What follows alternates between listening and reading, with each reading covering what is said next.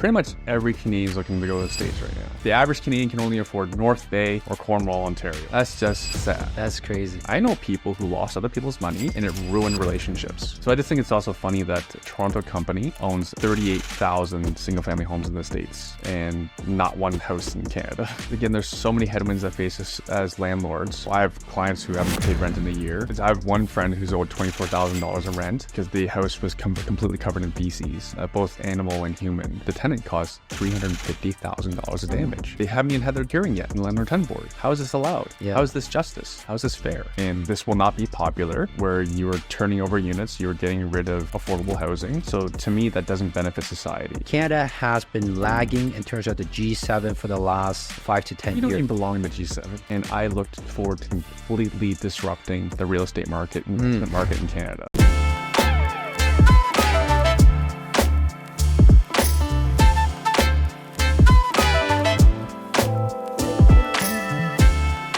Hey, my name is Erwin Szeto. Many people know me from one of the top podcasts in the country. I've helped about 350 past clients. We've done about over $440 million in investment property transactions. I have over 45 clients who have achieved millionaire or multimillionaire status. And we're here on the Wealth Busters today to talk about what happens when joint ventures go bad, why I personally don't do joint venture partnerships. We talk about if for people that still want to stay investing in Canada, MLI Select program, you need to look into it. It's wonderful. I love what the government's doing with that. And for those who've been following my journey, I've sold 3 properties recently. I'll be making offers in May in the US. I'm going to be hands-off as possible. If you want to learn more about how I'm doing that, you want to listen to the show. So, Erwin, what's keeping you busy these days? You're throwing back my own networking play. It was actually funny. I was talking to a family office actually just yesterday, and he loved what we were talking about. He was he was having trouble refinancing a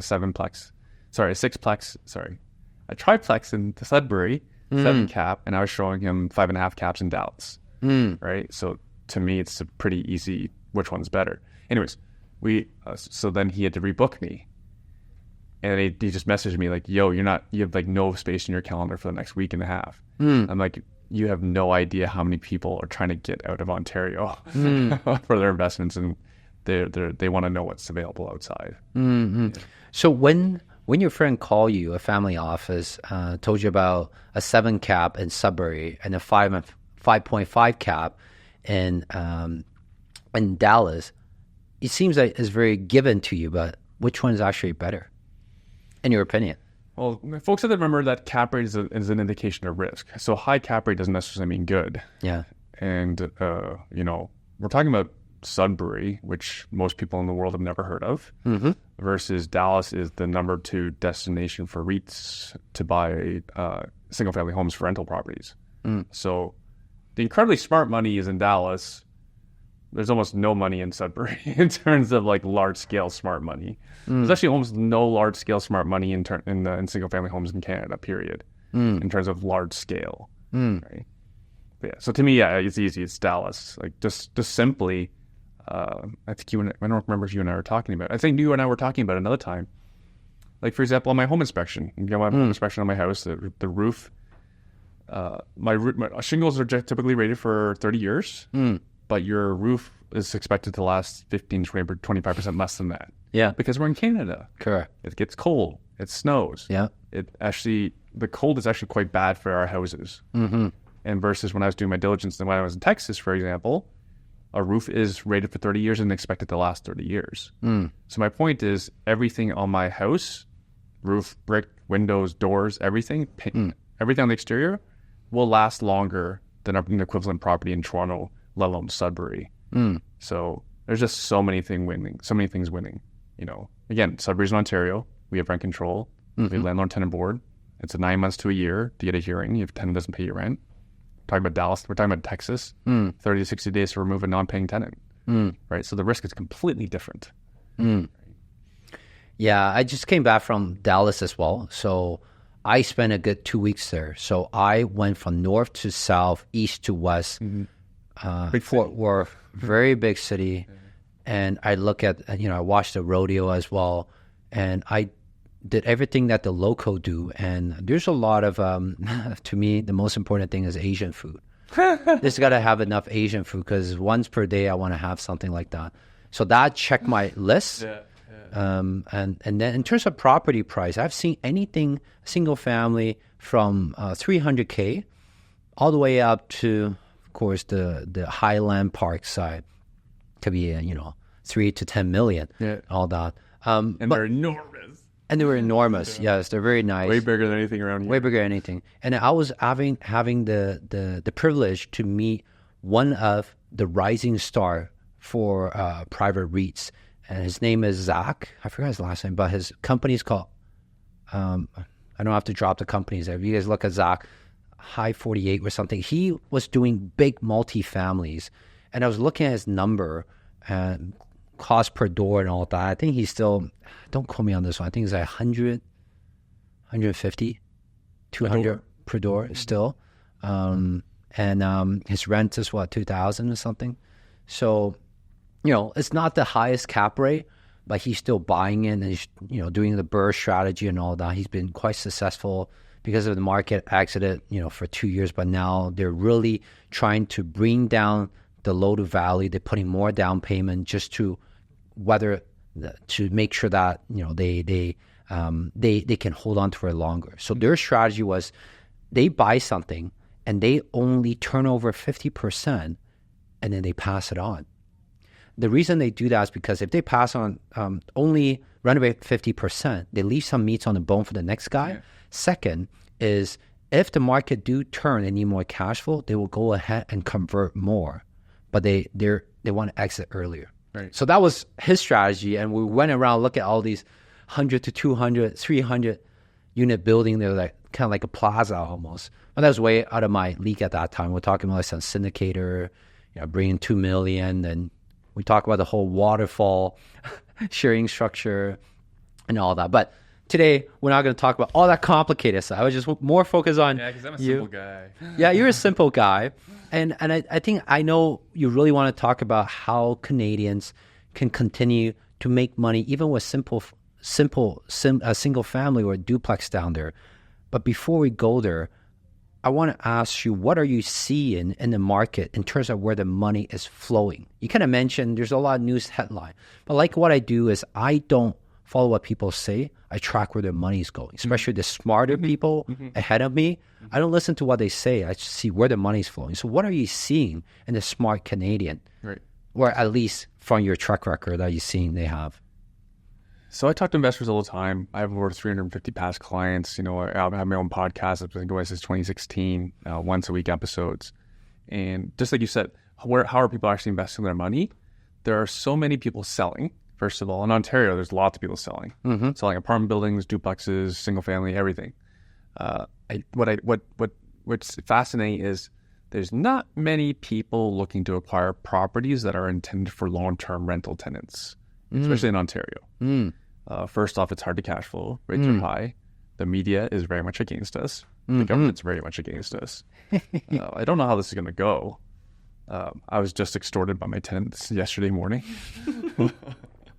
My tenant knows I want to sell, and they asked me for 6 months rent and moving costs to leave. What do you say to that? I've already sold 3 properties this year, so my personal situation is I'm already going to pay a lot of tax this year, so it doesn't make sense for me to sell this year. Yeah, and also I'd like to wait till the market recovers more. Yeah, that's the same thing I'm on. I don't have to sell. Do I want to sell? I'd rather sell it, put money somewhere else, but I'm not in a rush. So you're in a good position too, yeah. In a good position. Yeah. And so my own journey is we've sold 3 of my own properties. They were student rentals. They close in May. I have a trip planned to go to Georgia and Tennessee in May. And by then I'll be writing offers for properties in the States. Georgia and Tennessee? Yeah, but I'll probably be buying, I already know what cities I want. I'll be looking at, I'll probably be buying in like Savannah, Georgia, Atlanta, specifically northwest Atlanta, Memphis, Tennessee, and either Dallas or Austin area. Yeah, all the city you talk about, they have very different cap rate or very different return, very different tenant profile. One city can be talking about 1%. One city can be talking about 0.5%. Well, sorry, some city can look at 2-3% rule if you want to, right? So how do you make that decision, or how are you going forward with that, with your smart money following? Well, I don't know if it's smart, but I've had significant track record, and again, I'm a simple guy. I've had over 45 clients make $1 million or more investing in small real estate. We used to do single family all the time 10 years ago, and so I'm just bringing that model to the States as well. But the wonderful thing about where I'm targeting is there's Fortune 500 or global Fortune 500 companies investing billions of dollars to open up manufacturing facilities, and each of them will employ thousands of jobs in manufacturing. So that's why I've named all those cities, except for Memphis. Memphis doesn't have one of those, but Memphis has wonderful cash flow. Yeah, but I'm still looking for less risk. I'm not in the boonies. I'm not out in the middle of nowhere. I'll be in between where that manufacturer is being built and the major center. And the major centers we're talking about are major. At least at 300,000 people, major center. Memphis, I think, is the smallest one at 600,000. Yeah. And Savannah, Georgia, what puts that on the map for me is that will be home of Hyundai's $7.6 billion investment to bring 8,500 jobs.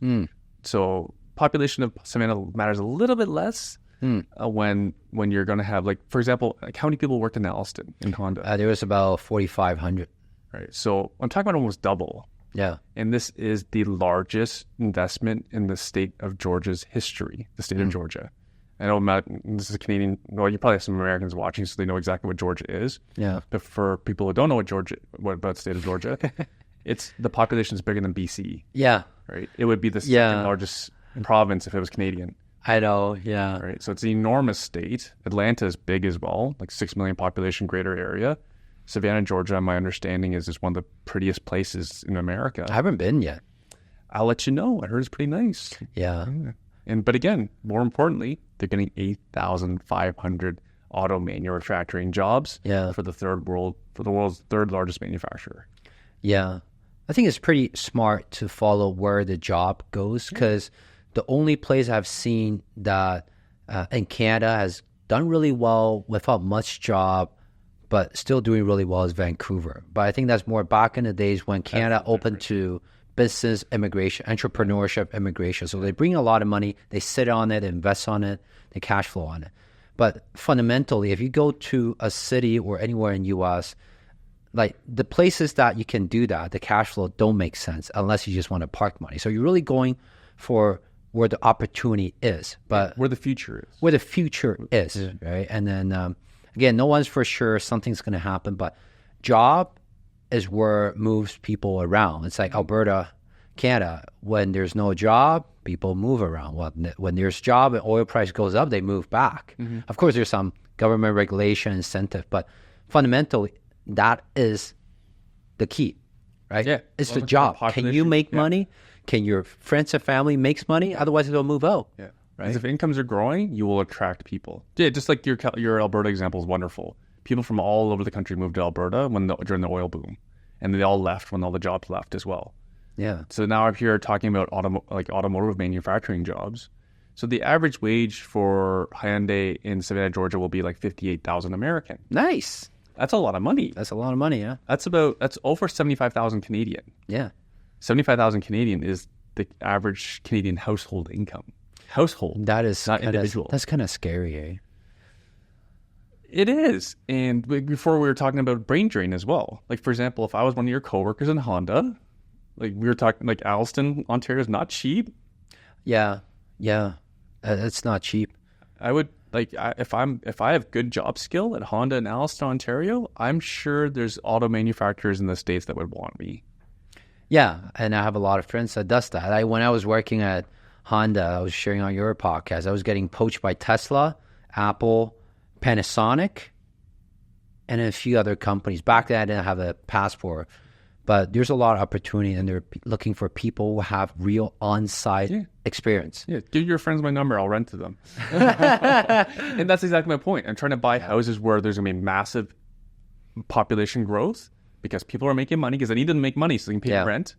And that I need them to be making good money so I can keep raising my rents. Yeah. And that's my investment theory. And even without the manufacturing job going in, the deal has to make sense to me. That's why I'm still talking about Atlanta and Dallas, for example. The deal will make sense without the manufacturing jobs, right? I'll still cash flow. It's a gravy on top.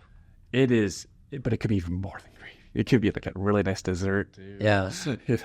But yeah, it could be significant. No different than like Woodstock or like who lived in Alliston before Honda moved there? No one. Yeah. Exactly, and that's my point. But here I'm looking at diversified economies too, but especially with Atlanta or Dallas, very diversified economies. Yeah, it's very diversified. Right. The state of Georgia is quite diversified because they're big in automotive manufacturing, and yeah, Hyundai again is making the state's biggest investment in their history. So I gotta think that Hyundai's going to put their best effort forward to make this work, right? And then I'll just capitalize off of that. And then a lot of people listening to this might be thinking, "Hey, Erwin, hey, Cody, am I too late?" Because the news in U.S. is readily available. A lot more reports readily available compared to Canada and all that. It's not just I have to go to a small circle and get to know that. U.S. is all over it. So do you think it's early stage or everything's already priced in, or how do you see from that perspective? So already my friends in this space are telling me we're competing against REITs for the same properties that we want to buy. So they're buying single family. Oh, yeah. They're just gobbling up. Why don't they build? Sorry? Why don't they build? Some of them do. Yeah. Like Tricon, for example, is a REIT out of Toronto. They're listed on the TSX. They were just bought by Blackstone. So one of the biggest... gobbling up everything. Yeah, they gobbled them up. So I just think it's also funny that a Toronto company owns 38,000 single-family homes in the States and not one house in Canada. And then actually what makes that funny is, to me at least, I have a weird sense of humor. Who owns the most houses in Canada as an investor? It might be Dylan Suter and his partner, but that's at 600. That's 600 units or whatever it is. Core Developments Inc. owns somewhere around 500. They may get bigger. They may double in size because they may buy out Dylan's portfolio. But again, we're talking about max 1,000. Of the biggest portfolio of single family homes in Canada is like 1,000 at the most. One Canadian company who's not even the biggest owner of biggest REIT in the States owns 38,000 houses. So that tells you something right there. You cannot scale a portfolio in Ontario, let alone Canada. Yeah, but you can in the States because the business model just makes way more sense. Yeah, and why do you think it makes a lot more sense? Geez, you throw me. You opening a can of worms. How much time do we have here? I think key things, right? Because I'm on the same page. In case people don't know, like I'm down in the States more.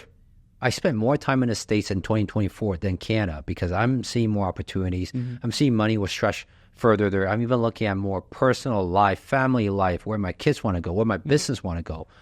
And it's already proven to me U.S. has way more opportunity than Canada. And of course, I'm not even talking about whether I like the Canadian government, what they're doing, whether it is in the right direction. I don't even have to go there. I just say, you know what, if I look at it objectively, where do I think I can grow more potential, right? And U.S. kept coming up. And so that's my perspective. So don't be shy to share why you think. Well, let's start with just financing. Financing, let's go. How many mortgages do you think you can get in Canada? I think it's like 5-10. 5-10? Yeah, if you get creative. Yeah. And also, like, I think your viewers know, like, you're pretty successful. I wouldn't say I'm very successful. I mean, I do small multis and all that. I haven't pushed to the limit to it, but I don't see why. It doesn't even make sense unless it's my ego. It's like I need to have 10 houses, 10 triplex or whatever. I just don't think the number makes sense. And already going through the example of how small multis cannot refinance because of the DSCR ratios just hit the top. So I have a lot of equity. You keep appreciating. I can't eat it. Right. So, but the debt service ratio problem is partly from rent control. It's the fact you can't raise your rents, right? So just everyone just take a step back. Apologies to the Canadian investors. Take a step back. If Cody, you're an entrepreneur, you may only make 2.5% more next year, no matter how great you are. Right? Even if you 10x your business, you may only make Yeah. How your revenue may only go up Yeah. 2.5%. How hard will it work? Exactly. There's that too. But then for the everyday Canadian, or American, what if your income was capped at a 2.5% increase? Yeah. Doesn't matter how wonderful you are. Doesn't matter how much money you save. That's actually quite realistic, just so you know. There's only the top 5 or 10% keep growing more than that. But even if you get promoted, Cody, promoting you. Yeah. And you're more. You have all these more extra resources that you have to manage, and you're responsible for a larger portfolio to manage. But your pay is only going to go up 2.5. I'm sorry. Right? Yeah. Or all your costs get up. Oh, sorry. So you manufacture something. Yeah. Right. Oh, cost of lumber went up, cost of nails went up, cost of cement went up, but you may not increase your prices. Yeah. Was that a business you get into? Yeah. I mean, I got into it. Right? I have a few business like that, real estate property like that. But do I want more? I want more control. Yeah. Entrepreneur is already very risky, in my opinion. Mm-hmm. So we really want more control. We're crazy. We're already crazy. And get into entrepreneur, it's like you basically push yourself to the maximum. Yeah. And growing pain is another thing. And growing it with good reputation is another whole challenge on its own. So your employees control your reputation as well. Now you got to trust them and all that stuff, right?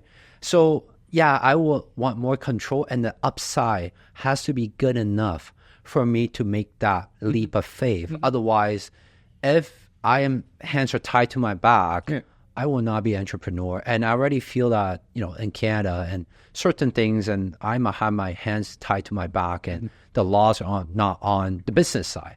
It's more, socialist, right? It's more socialist. They want everyone to, be happy. I don't even know how you define that, but everyone to be more normal, more average, I'll say, right? So again, there's so many headwinds that face us as landlords. I have clients who haven't paid rent in a year. I have one friend who's owed $24,000 in rent, and him and his friend, him, one of his staff, they had to dress in full hazmat suits to go through the property with an insurance adjuster. And the place was destroyed. Something broke inside the mind of the tenant. They were good for a year apparently, and then something in their mind broke. And then people change. This was for the nightmare side, because the house was completely covered in feces, both animal and human. And the adjuster said, you're probably going to hit the cap of $350,000 for repairs. Right, the house is going to be torn down. So should you just torn it down then? They're probably going to tear it down. They have no choice. Right? Wow. But this, the tenant caused $350,000 of damage. Yeah. Right, and they owe my client $24,000 in rent, and they haven't even had their hearing yet in the Landlord-friendly board. Yeah. How is this allowed? Yeah. How is this justice? How is this fair? Yeah. Right. But can the same thing happen in U.S. as well? So I'm focused on the areas where the laws are landlord-friendly. Yeah.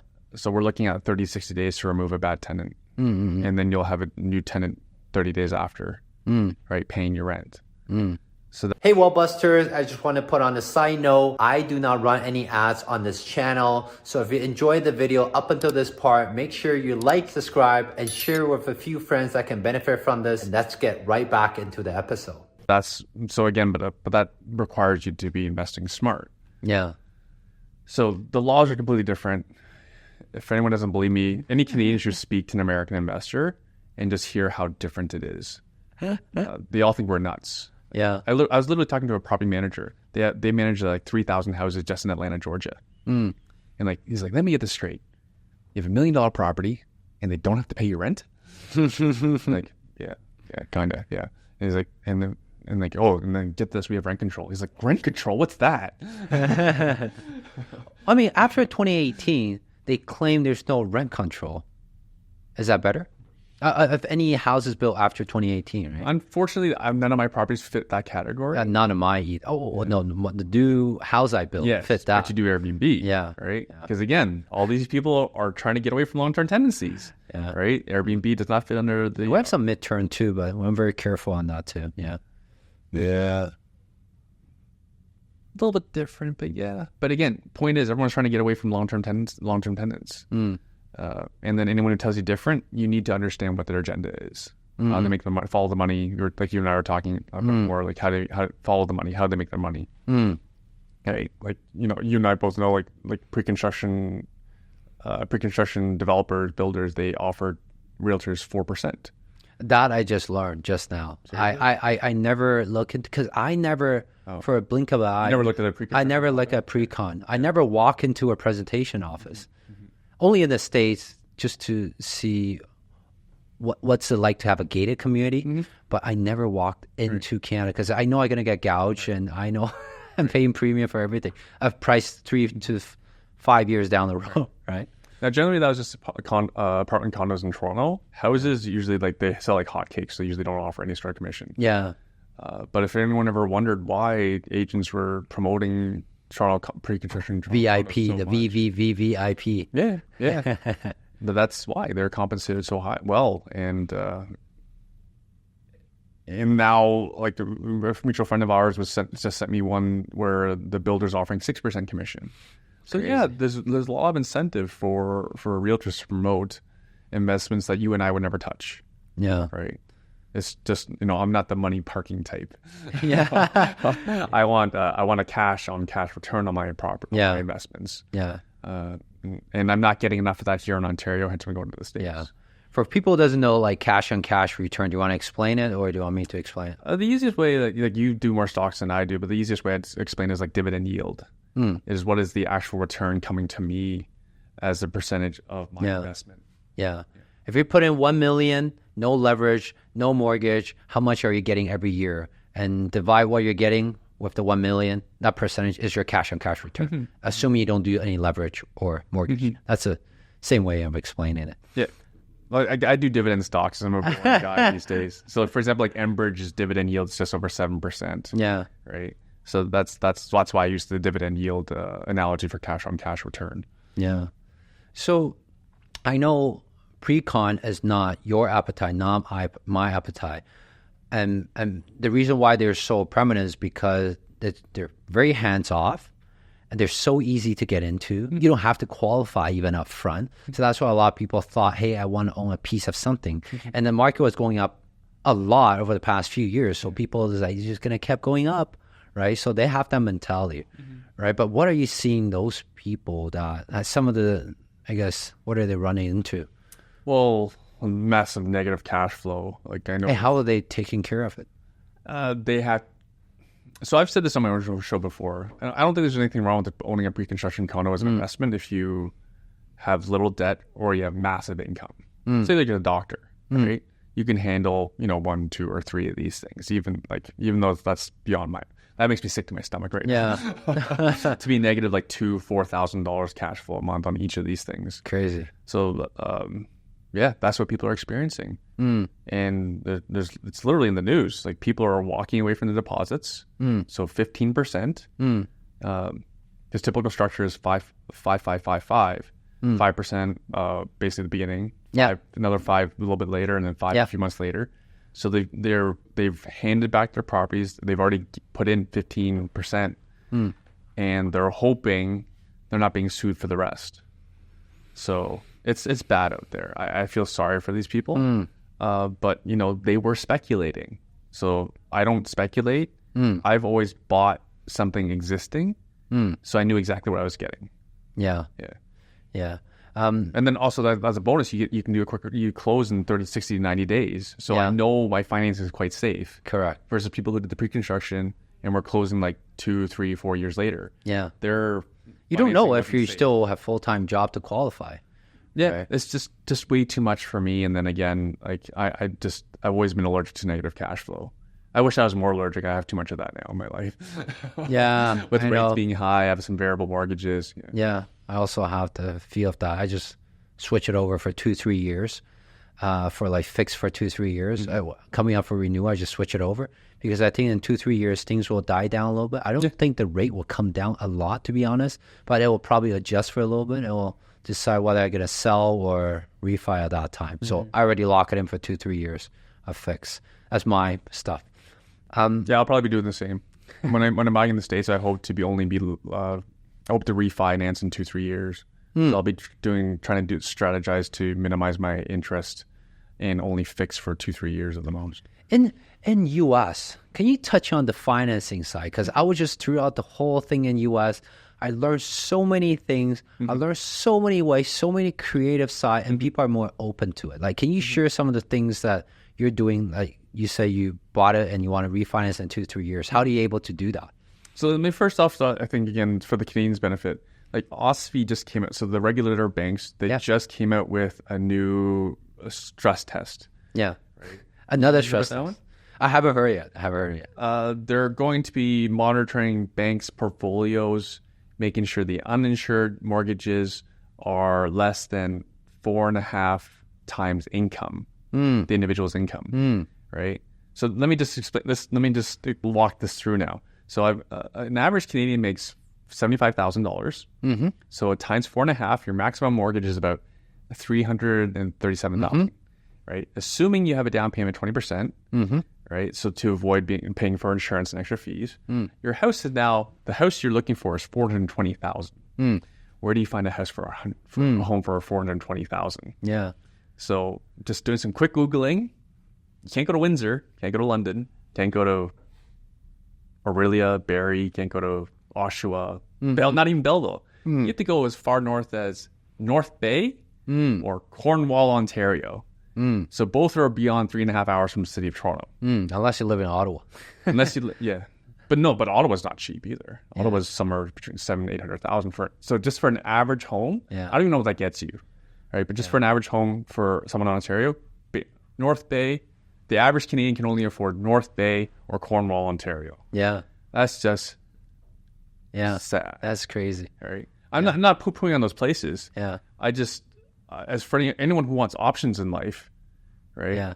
Like if you want to have a great career in anything, do you think that's available to you in North Bay or Cornwall? Yeah. Versus, I can get a really nice house in the States for $420 Canadian, which works out to about $360 American. Yeah. Like you walked around. Yeah, I $360 gets you quite a bit of house in the States. Yeah. Yeah. There's houses for even cheaper than that. Depends. Dallas, yes. It's just more upcoming area for sure. Irving, Arving. That's one of the Airbnb I stay at in that area. It's a $300,000 house. It'll probably rent for $3,000. Yeah. Yeah, $350, $400 rent for $3,000. Yeah, just have to watch out about the property tax, and you're kind of out of control. Work them into your numbers because they're going to hurt your cap rate. Yeah. But again, like partly why you're paying higher taxes is that's how they attract employers, right? And someone's got to pay for the fire and the firefighters and the police and the sidewalks and occasional snow removal. Occasional snow removal. So, like, we're going to go talk about how you're going to go and buy these single-family homes in the U.S. But before we go there, I want to ask you about your perspective on joint venture. Because I know you're someone who has a lot of assets that I don't in the real estate world. And you've seen the good and the bad about joint venture. Like, what would you define if someone is listening to this is thinking about joint venture with someone else or put money with someone else, qualify and all that? What would be a good thing to do, and what have you seen that gone really bad that you learn from now that you come up with a good thing to do? Well, I'm naturally very risk adverse, and I was digging into it. I only actually realized this a couple of weeks ago. I forgot about it. Yeah. But I took the programs I took up when I was at Western in my first and second year. They were for commercial banking, as in like you're at the bank, you lend money. Yeah. So those are the courses I took. Yeah. So I learned all about risk management and like qualifying deals and whatnot. Yeah. And most people haven't gone through courses like that. Yeah. Right. And also I've gone through accounting courses, business school. I'm just I think because of that education, I've been a lot more risk adverse than many people. And then on the other side of it, like on the emotional quotient side of it, I know people who lost other people's money and it ruined relationships. Money changes everything. Yeah. Like there's an influencer you and I both know who was raising money at her church, and now she's lost she lost a bunch of their money. And now would you want to be known as that person that lost everyone's money at church? Like I never want that. Yeah. Or be at like the family barbecue and you're the one that lost everyone's money. Yeah. It's just kind of tough situation to be. I heard she was one of the one that's the most upfront and try to deal with it in the best way, but I don't know her personally. I just saw it, heard about it. But here's the crazy thing. Her coach has numerous people who went broke. Right? If you look at who's gone broke. Yeah. I don't know who her coach is, but yeah. I'll tell you after. Yeah, tell me afterward. We don't want to. Our podcast is to bring people up. We're not trying to talk bad things about other people because it doesn't do good to my podcast, to anyone. Right. We're just trying to share it so that the mistakes we do ourselves, our clients, our friends experience, so you don't have to experience yourself. That's where we're coming from. Right. And then, so you add to that why we don't JV. My wife's an accountant. Yes, Cherry Chan. Shout out. So we've looked at numbers. For example, Cherry and I have done a lot of duplexes, a lot of duplex conversions, and then just running the numbers to make it a REIT, it doesn't work because it was already skinny with 20% down, 30% down, whatever, with Schedule A mortgages, which is the cheapest money you can get, and then as soon as I went to commercial, I'd be negative cash flow. Right. So how am I supposed to shop this for investors? So the business model never made sense. How are you supposed to shop, raise money for a negative cash flow venture? But then you saw all these people that did it when they shopped it based on the BRRRR. Oh, you get paid out, you get cash flow, but enough refinance. And that worked until rates went too high, and now a lot of people are forced to sell. Not the worst, because again, a lot of these people made money, but again, it's just. Cherry and I are more passionate about building our businesses and also real estate to me has always been more about a means. Yeah. Like I don't enjoy being a landlord. What I enjoy doing is... I don't think anyone enjoys being a landlord. Have you known any friends who's like, I'm so excited I'm a landlord? I never heard that before. So my friend Andrew, who is the CEO of Share, like he cash flows $10,000 American a month on 20 houses he's never seen before. I think that person would be pretty, I think I'd be pretty proud of that. Right? Because I think, who wouldn't feel more comfortable in life with 10,000 US cash flow? Is that like net after all the fees? Like before accounting, before the access, yeah. So, okay. Yeah. We're going to definitely get into that because I know you have something really excited to share. Oh, I'm so excited. Journey and about, but before we go there, I really want to throw one more thing at you. Sure. Do you know anything about the MLI Select? Yes. Can you tell us more about it? Are you against it? Do you think that's a way to do things? I think it's a wonderful thing the government's doing because the only way we get out of these problems with our housing crisis is people build more supply. So MLI Select targets people that are building. Correct. Right? Versus, and this will not be popular, is I never got into the apartment building space because I understood that model where you were turning over units, you were getting rid of affordable housing, and taking away affordable housing from the marketplace. So to me, that doesn't benefit society. Again, that's not something. So that's why I never got into it, and that's gonna be an unpopular opinion. Because when people talk about financialization of real estate, that's what I think about. And when people figure it out, when more taxpayers and more voters figure it out, that's how people make their money in apartment buildings. And that CMHC was the vehicle for them to refinance and take more money and reward them for doing this, for taking away low-income housing. And we're already starting to see it. All of our apartment building friends are having trouble refinancing. Yeah. Because more resources are going towards MLI Select.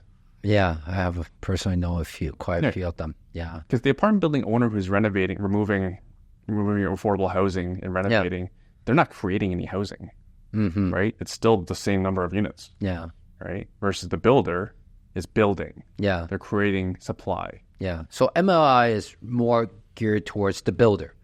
It's built entirely for building. It has to be new. Yeah, and I heard that you can go up to 95% loan value. You can go up to 50 years. Yeah. Of amortization and cheaper rates. Yeah. That to me sounds, what are we missing here? It's still not easy though. Yeah, especially I heard you have to qualify for it. Even before that, to find a property that fits that criteria, like for example, Mingland was on my podcast. Yeah. So we're talking about Toronto. Where the ground between Vancouver and Toronto, ground zero for affordability crisis. Yeah. So to do MLI Select, you need 5 units. Yeah. And like, Ming, where can you find, how many available properties are there today to convert a house into a 5-unit property? You know his answer? Yeah. 0. Yeah, it's probably gobbled up. I know a few friends that convert 2.5-story to 3-story to 8 units, but does the numbers work? It's very tough. It does. It does, but it's a lot of work. Ming was telling me you need around for what he was talking about. You need about $2 million cash. Yeah. And it'll probably be a year or two. Yeah. And you're gonna piss off some neighbors. Oh, for sure. Versus, but again, like his cap rate, I could pretty much do the same in the States. Yeah. No rent control. Because people, like you mentioned, November 2018.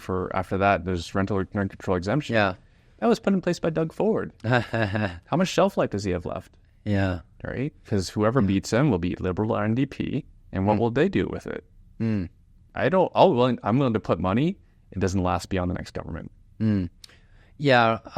I mean, we could talk about the great and not great things about rent control, but in my opinion, rent control is the only reason why our houses were housing problem in the first place. Rent control is capping the wrong thing, incentivizing the wrong thing, so that really is smart money. Like people, builders, everything in the industry has to make money for it to build more things. And if you take that away, take that ability away, that freedom away, if people are not incentivized, why would they do certain things? Then they would just have to adjust accordingly. And who's hurting? Renters, because the rent would just keep going up because there's not enough supply, and they keep bringing people in my opinion. That's my opinion. But I could be wrong, but we have seen it paying again in many ways, right? But yeah, I've been a landlord since 2005. Yeah. So I'm tired. I know. I want lazy and boring. Yeah.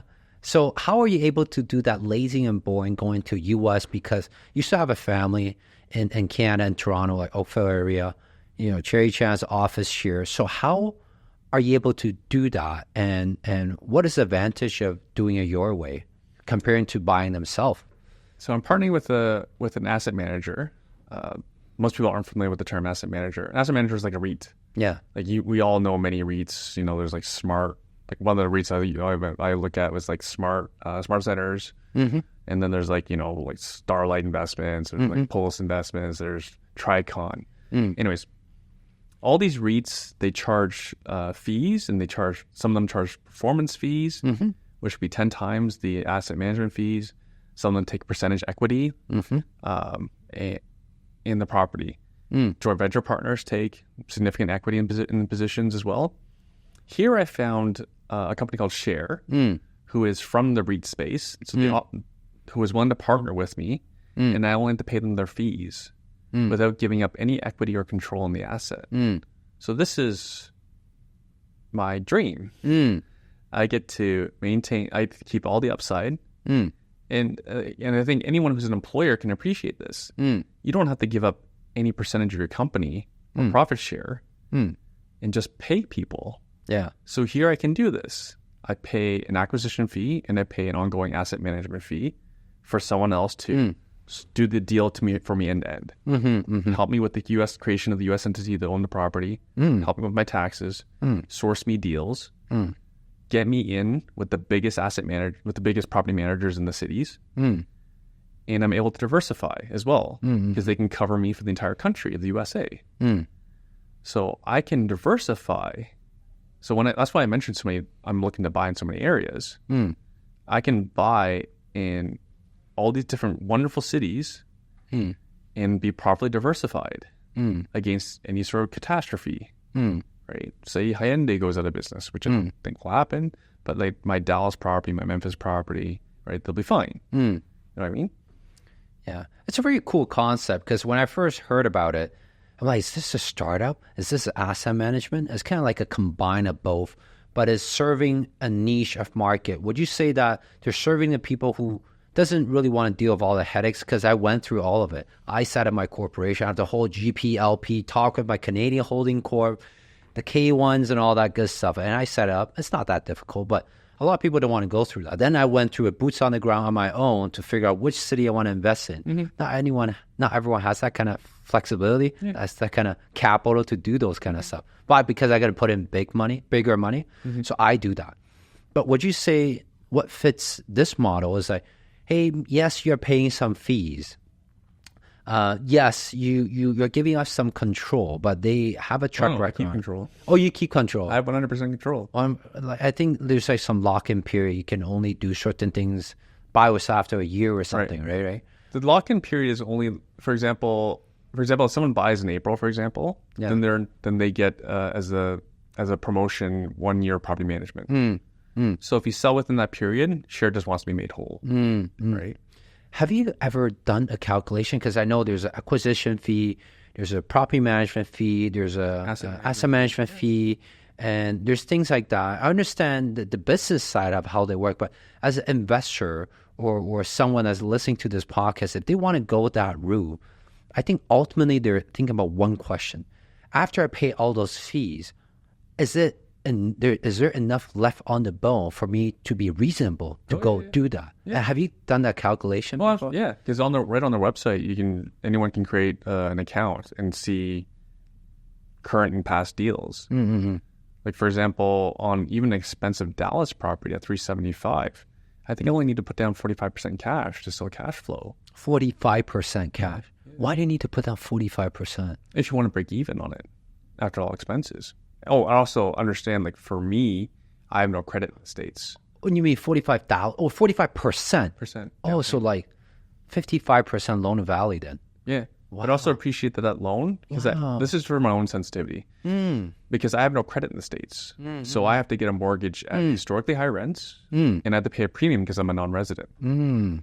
So I've been running my numbers at 8.5%. Yeah, that's very reasonable. Yeah. Right. Like for people who are listening to this, I gone through RBCs, TDs, and all that. They told me they can allow me to put down 20% for your first, second, suppose house or vacation house on that. But once you start going to scale, then of course you need to put more down as well. Then it's more of a business, right? But they do, as Canadian, they do have some models, but I don't know if that fits into this whole Share project. Would they allow you to get your own finance or no? Oh yeah, absolutely. Oh, okay. I can burr the whole thing if I want to. Oh, Again, I still maintain control. Oh, okay. It's just for me, I want to create US dollars out of thin air. Yeah. Because I'm bullish on the US dollar. Yeah. I think you are too.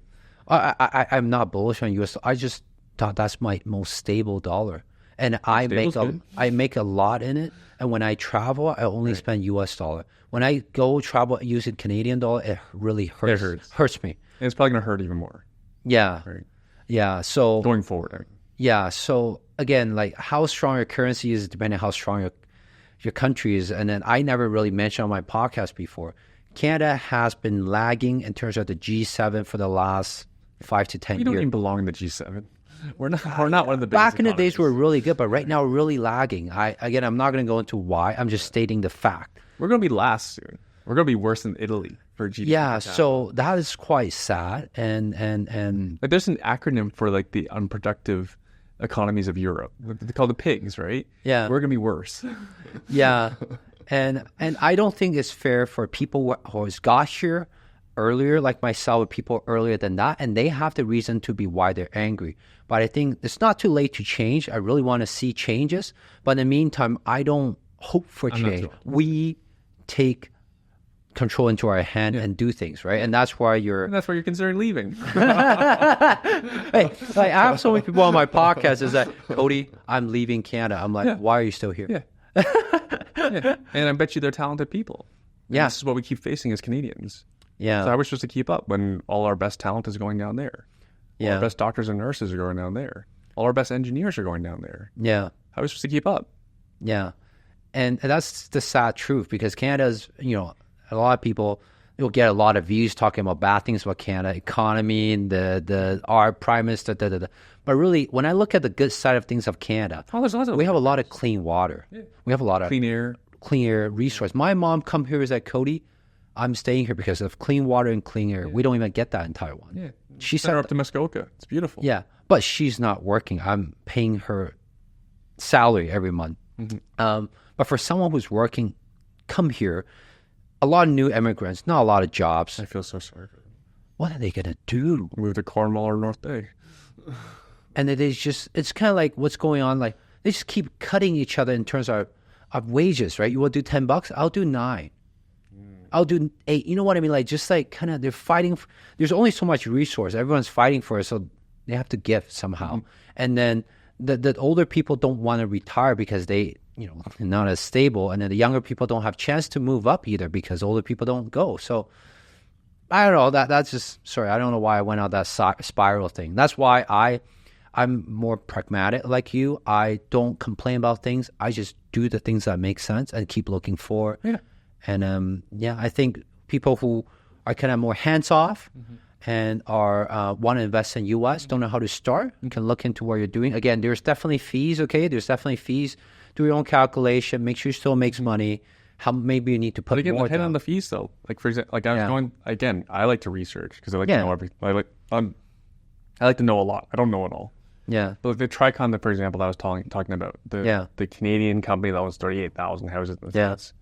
Right? We're talking about fees. Their asset management fees are 0.5% to 2%. It's supposed to be market.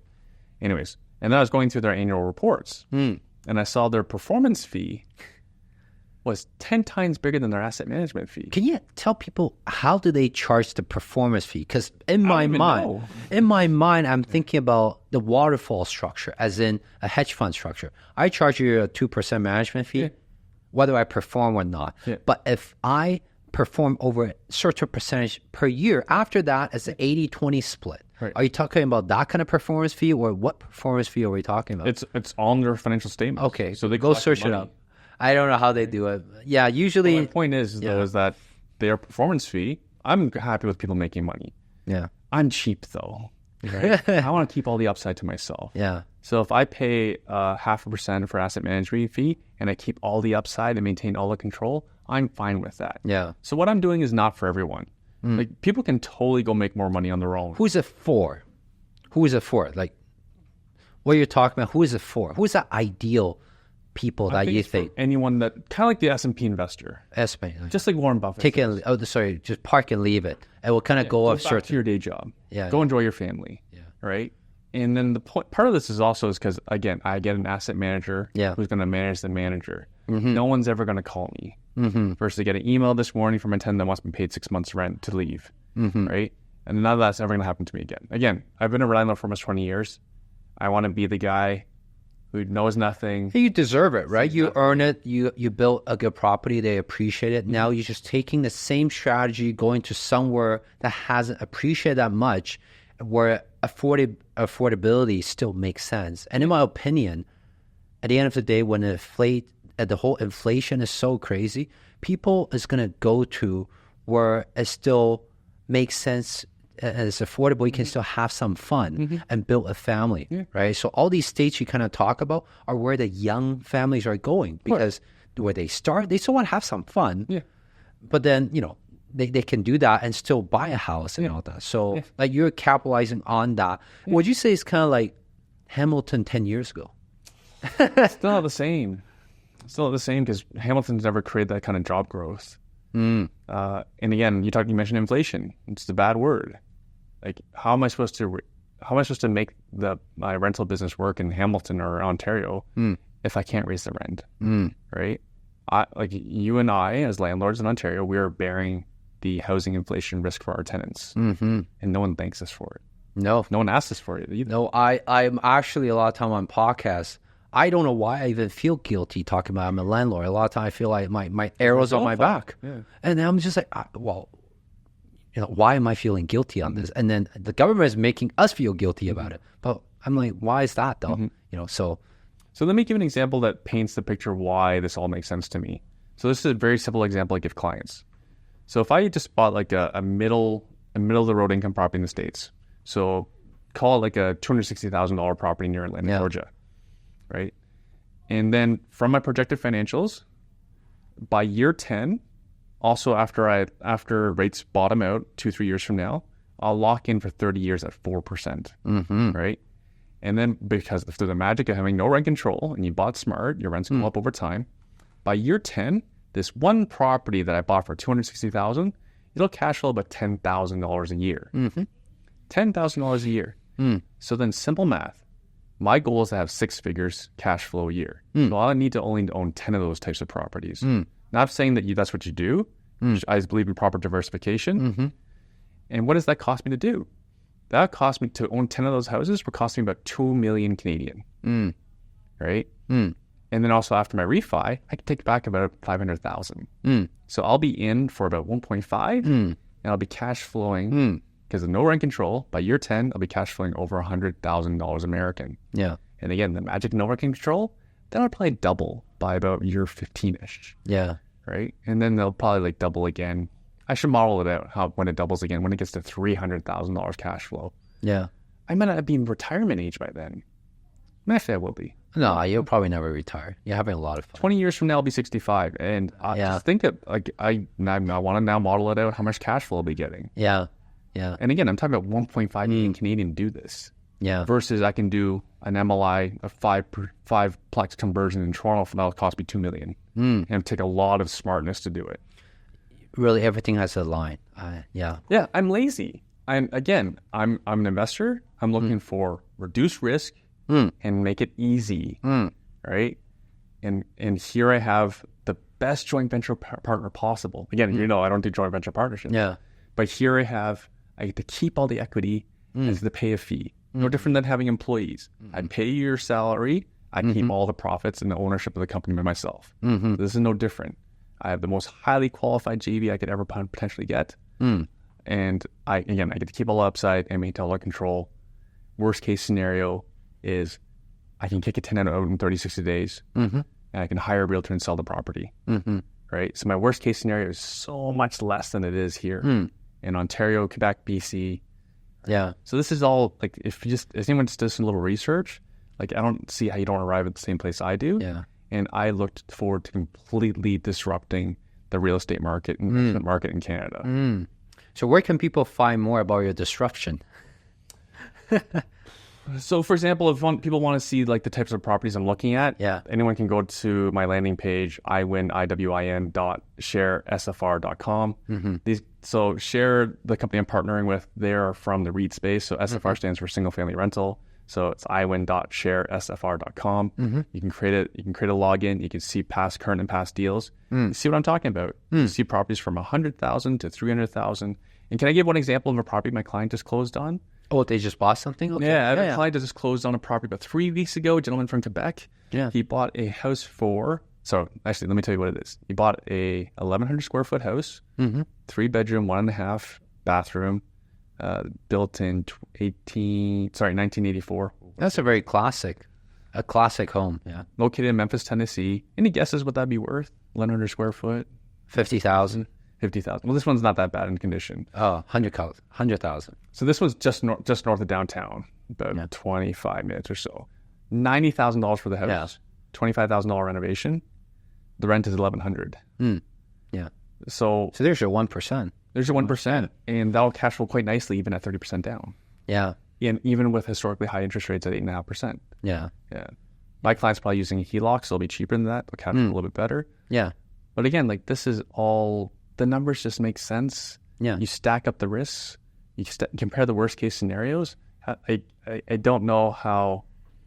I think for every Canadian, they need to at least look at these opportunities as this, I believe, should be everyone's new baseline for investment.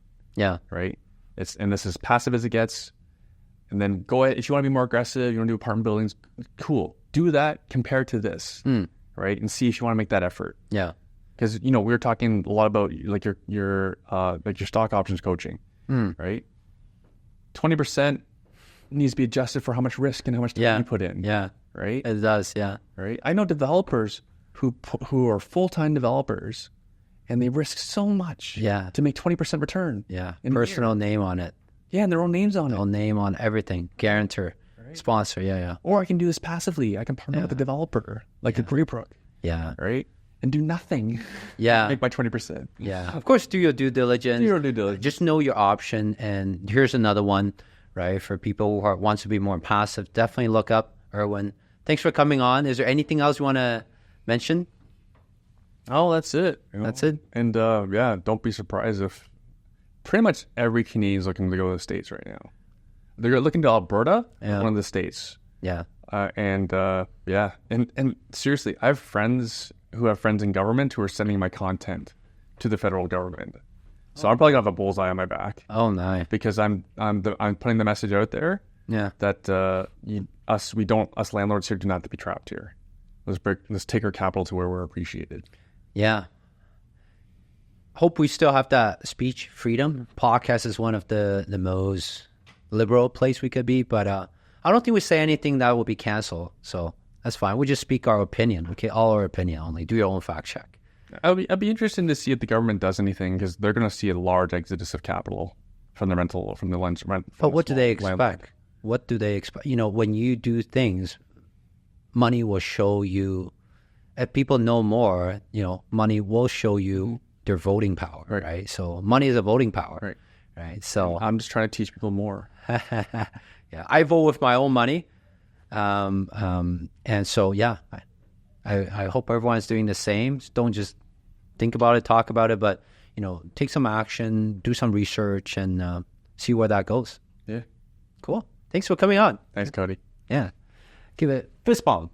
Good. If you're watching until this point, make sure you like and subscribe, and we have more episodes like this waiting for you, so stay tuned. And if you don't mind, give us a 5-star review so more people like yourself can enjoy episodes like this.